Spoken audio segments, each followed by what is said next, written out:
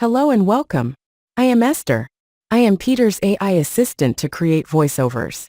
I will simply read Peter's blog posts, so that you have a choice of reading the blog post or listening to my voice. Hello and welcome, gentlemen. I was talking to a contact in my ex-direct messages. He has a background in IT, and we were joking about system failures I saw as a kid when I was first working in IT. I asked him if he wanted to hear the story of the most expensive system failure I was ever involved in, as the guy who fixed it. He said sure, so I decided to do it as an entertaining blog post. So the story goes like this. I will give you some background first. IBM Australia wanted to get work from IBM Corporate as an international software development laboratory. The managing director of IBM Australia, Brian Finn, lobbied IBM Corporate for many years before being successful. Our first international software development project was a billing system. More specifically, it produced invoices for IBM countries. The system was called Cobra, and I worked on the final year of the 1.0 project. This system was to be implemented into Australia, Japan, Canada, as well as all the South American and Southeast Asian countries. In all, 26 countries were to use this invoicing system. I installed it in quite a few countries, and I was the man who made the modifications to get it accepted into IBM Japan. Of course, such an invoicing system not only has to be able to print invoices in many languages, it also had to support both double byte and triple byte character sets that are used in places like Japan, China, and South Korea. It also has to be able to perform lots of complex calculations for taxes, because a lot of countries have taxes that apply at invoice total level and not invoice line level. So the tax calculations can only be done when the invoice content is known and the total costs put onto the invoice are known. And in many countries there are different taxes on different items at line level and then total taxes at total level. That is to say, such invoice printing systems are not trivial by a long shot. As IBM became more and more successful in Australia, and was taking more and more money out of the country for the sales of its mainframe computers, Brian Finn came under more and more political pressure to get more investment from IBM Corporate into Australia. So after the software development lab, the next big thing that Brian lobbied IBM Corporate to do was to manufacture PCs in Australia. After many years he was successful in this too, and IBM Corporate placed the manufacture of the PS2 for Asia Pacific in Australia. This was a very big deal that IBM Australia had won this proposal over Japan and all the other Asia Pacific countries. The winning of this proposal was greeted with a lot of political fanfare in Australia and was a major win for Australia in terms of moving forward into the high-tech era. So while the factory for the PCs was being built, the question arose of, what invoice system should we use for the PCs we are going to sell to the other IBM countries? Our team put forward a proposal to use our invoicing system, and this proposal was accepted. What could be better than to invoice the new PCs being manufactured in Australia with an invoicing system also developed in Australia? It was our chance to show the whole IBM world that our billing system could be used all the way down to billing manufactured PCs. Internal billing was a big part of IBM's business, and this billing was done by other systems. If we could get Cobra also used for internal billing, that would be a huge step forward for us. And so it was in 1988 I got the job of implementing our Cobra billing system for the new PC plant that went into production in late 1988. Now, I will note that because computer systems operators are notorious for trying to take shortcuts when restarting systems that have had failures, our Cobra system had a lot of checks in it to detect if some operator had made a mistake. Billing systems are far too important to allow an honest mistake or a shortcut mistake from an operator to cause a problem. Of course, all these checks had a cost to them, especially in elapsed time. They take a while, but it's better safe than sorry. I was sitting in a meeting where some Bimbo Barbie programmer was objecting to the expense of this testing. Bimbo Barbie made the case that our system would use automated scheduling, and so there could not be the problem these checks were there to catch. Bimbo Barbie was a second-year rookie with very little experience, so I explained to her patiently that even though there is automated scheduling, When that breaks, the operators have to solve the problems and operators make mistakes. I turned around to the project manager, who was also a bimbo Barbie, but had 10 years experience, and told her that under no conditions should these checks be taken out, because the damage that could be done could be irreversible. I told her bluntly in the meeting, "You cannot take these checks out. They are mandatory. We have no clue what will happen if they are not implemented." Anyway, fast forward 1 year. The factory is up and running to full capacity, and we are now supplying 100% of all PS2s being sold in Asia Pacific, including Japan. There are many news articles, and Brian Finn is being praised by many politicians for being able to get this investment for Australia. I can tell you it was a big deal that first year production. On Monday the 18th of December, 1989, I was sitting at my desk working, and it was coming up lunchtime. My former boss Terry comes up to me, and he is ashen-faced. I swear it looks like he has seen a ghost. I ask him what's up. He tells me that George Conrades, who is the executive vice president of IBM Asia Pacific, is very unhappy. He explains to me that every Monday morning all managing directors for all Asia Pacific countries have a telephone conference about business. He tells me that this is especially important in December, given IBM used to make 40% of all revenue in December. I am standing there wondering, what the hell have I got to do with the executive vice president of IBM Asia Pacific? I mean, I am working on a new system that has nothing to do with billing. What could this explanation, that is involving the Monday morning call with the executive vice president of IBM Asia Pacific, have to do with me? And then Terry breaks the news. The billing system that you put in for the export of the PCs has crashed. We can't ship the PCs to the countries because we can't print the airway bills to clear customs. And I say, well, this can't be too much of a problem. How long has it been down?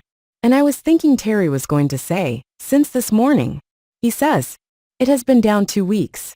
I look at him and ask, how can a billing system be down for 2 weeks? Especially a billing system that is printing the airway bills for PCs to clear customs.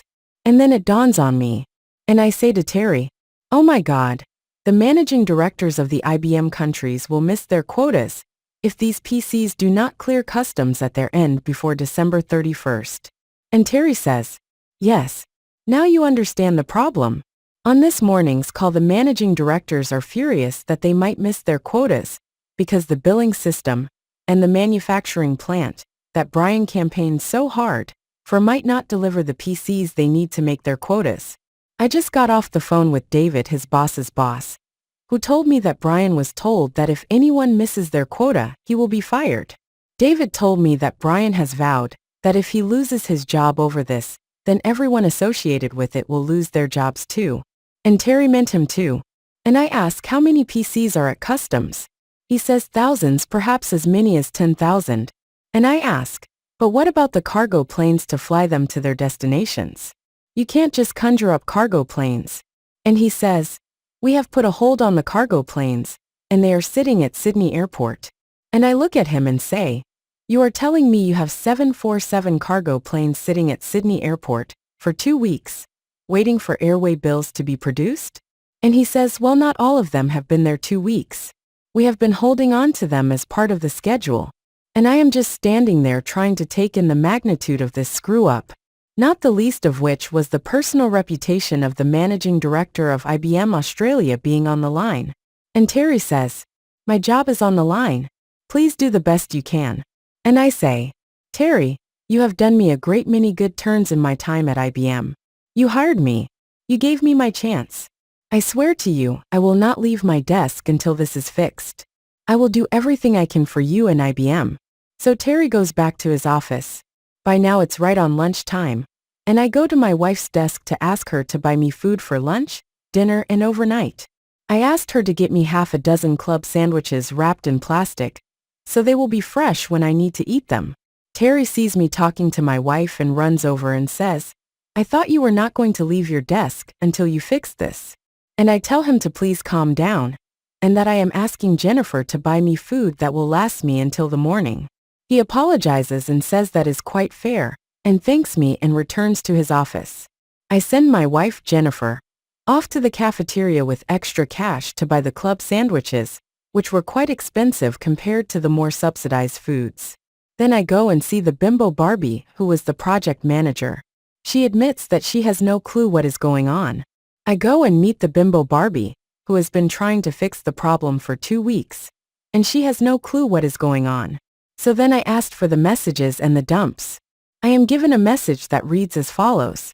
It is impossible for this message to be issued. If you are receiving this message, please contact the Cobra Development Laboratory. I am horrified because there are only a few such places this message is issued in the whole system. And those places are places where the system cannot diagnose what the problem is. And it gives this message because things are messed up beyond all understanding for the system. I take this message over to the bimbo Barbie, who was the project manager, and ask her to please tell me how she believes that this message could possibly have been issued. She says she has no idea. So I ask the question. During development I told you, specifically, that you may not take out the sequence checking code. Did you remove the sequence checking code? And she tries on, but we were only trying to save time. I just shake my head and tell her, you have done enough damage already. We will get to the bottom of this without your good help. Terry sees me talking to bimbo Barbie, and comes back to my desk, and asks me what I have found. I tell him that the sequence control checks were removed from the system, and that components of the system have been run out of sequence. He is horrified because as someone who spent years on billing systems, he knows the sort of damage that can do. I tell him that the control tables are damaged, and there is no telling how much data is damaged. He encourages me to do my best, but we both know this might not be fixable in any reasonable way or amount of time. So I spend the next 4 hours going through all the data, in all the components of the system, pretty much all of it in hex. I believe it can be fixed, and I have taken notes on what needs to be done to fix it. I go back to Terry's office and tell him I have to edit the source data itself, and I need 2 guys from internal audit to watch my every move, and record what I am doing, because this is real money we are talking about. Terry picks up the phone, and calls internal audit, and explains the seriousness of the situation. The 2 guys turn up inside 2 minutes. They ask me what I need, and I tell them I want them to sit beside me, and just behind me, 1 on each side. I say I will dictate the edits I am making, and 1 should record what I say in writing, and 1 should draw what he is seeing on the screen.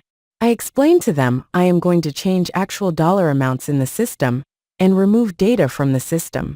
I explain that there will be an inquiry, and that they will have to sit in that inquiry and explain what they saw, because the inquiry will not take my word for what I was about to do. I explain to them they are witnesses to what I will do, and they will have to testify as to what they see at the inquiry. Please remember, everything is in hex, and I go about editing control tables for the next 2 hours and copying data files to backups, and then emptying the data files ready for processing.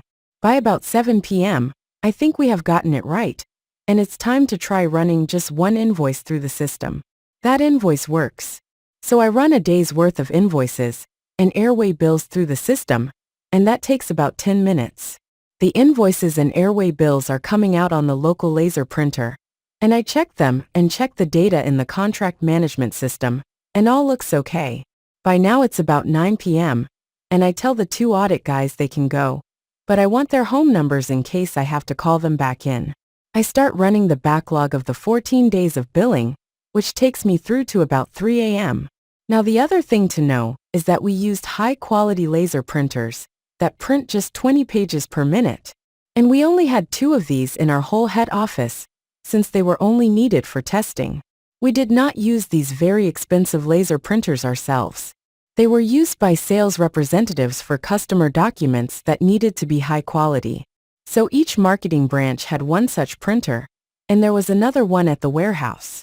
So I had to route the printing of the invoices to these printers, and I had to get people who were willing to work overnight to bundle up the invoices into packages and put them into boxes with the invoice number series on the package.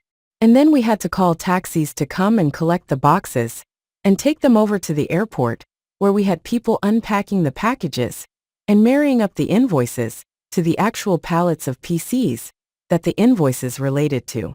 And because we wanted this to progress during the night, we had multiple taxi runs from the various offices over to the airport. By midnight, I was getting feedback from the IBM staff at the airport that the invoices were matching the pallets of PCs okay, and progress was being made. The last of the invoices rolled off the printers about 5 a.m., if I recall correctly. Of course, the Australian Customs Service officers do not start until 9 a.m., and just because you had a computer problem does not mean they are going to go any faster for you. So they begin the process of checking the serial numbers on the airway bills with the serial numbers printed on the outside of the pallets. They slowly start approving the pallets of PCs for export. Then our people started asking for takeoff slots for the cargo planes. It's very hard to get a slot on the same day, and so they got a couple of late slots that day, and more slots on the Wednesday through to the Friday. I believe that the last of the PCs that were held up flew out on that weekend, but I can't be sure because more PCs were arriving as per the normal delivery schedules, and they could have been mixed up. In any case, over the Christmas Day break, where there are fewer commercial flights, we managed to catch up, and all PCs that were supposed to be in another country were in their customs controls by Boxing Day. This meant each country had 5 days to get their PC cleared of customs at their end. For my part, I remained in the office until about 3 p.m. Tuesday. At 3 p.m., I went to Terry's office and told him that I believed everything was okay, and I was going to go home to sleep. He had my home number, and I said that if anything came up, please call me. I got to bed about 6 p.m., and then woke up around 6 a.m. Wednesday morning, and took the Wednesday off. I felt very good I had saved Terry's job, not to mention the job of the managing director. My name was known to everyone along the line as the guy who fixed it. I was sure that I would be well rewarded somewhere down the line for fixing this problem inside 24 hours, when the bimbo Barbie, who was trying to fix it, could not even diagnose the problem in 2 weeks. On that Thursday, we were having our annual Christmas pay rises and promotion ceremonies. This was always a big day just before Christmas, and it included some entertainments put on by our more illustrious peers. Things like skits and songs and comedy routines, etc. It was a full 2 hour celebration and recognition of the best and brightest. I knew I was not getting anything that year, so I was sitting at the back of the seating area. I was still a bit jet-lagged from the all-nighter Monday night. And what should happen? The bimbo Barbie, who had been running around like a chicken with her head cut off for 2 weeks, who could not solve the problem of the billing system, was given a $1,500 award for, quote, trying really hard to solve the problem, end quote. I sat there in total shock. How the hell can someone so incompetent get the top cash award available for, quote, trying really hard, end quote, but being so incompetent, she could not actually solve the problem? Immediately the answer came to mind. Affirmative action quota woman. It was clear that the awards were being given out on gender-based quotas. Us men had been pressing management for years, saying we suspected that IBM had implemented affirmative action quota women as policy, while telling us to our faces they had not. But this award made it very clear they had done so. After the ceremonies, I cornered Terry, and I asked him to please tell me the truth. Had IBM management implemented affirmative action quota women, and was he lying to me when he said no? I will never forget his response. He said, "Peter, I have been told that if I ever say IBM has implemented affirmative action, I will be fired. So you absolutely never heard me say anything like that." Which, of course, meant IBM had implemented affirmative action, and because it was so against IBM's principles of respect for the individual and pay for performance, it had to be done in secret with firings for any manager who spilled the beans. And of course, Terry absolutely did not spill the beans.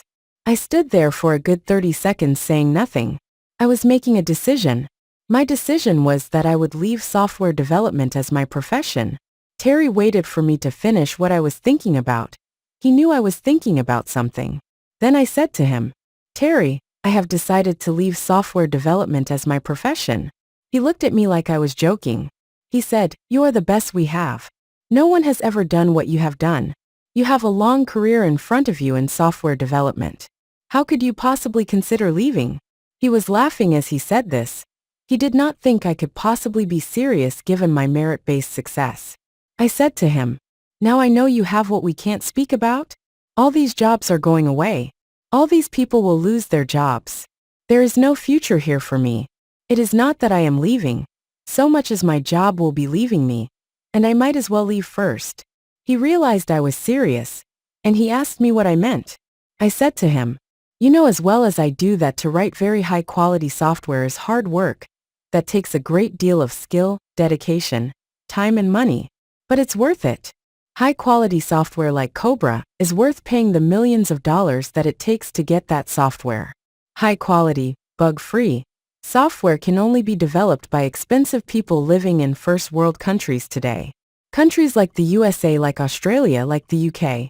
But low-quality software? Software full of bugs that crashes all the time? The sort of software women produce? That software you can get developed by cheap people living anywhere. And I even used India for example.